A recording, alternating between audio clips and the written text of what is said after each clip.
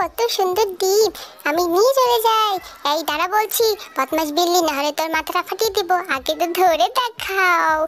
এই ডিমগুলোকে দিয়ে আমি ছানা ফোটাবো, তারপর আমি বড় লোক হয়ে যাব। হা হা হা। আমার ছোট ছানাদের জন্য ভুট্টা চুরি করে নিয়ে যাচ্ছি। এই বেটা দাঁড়া বলছি, দাঁড়া। কি? আমাকে আগে ধরে তো দেখো, কেউই পারে না আমাকে ধরতে। আমি হলাম বিখ্যাত চোর।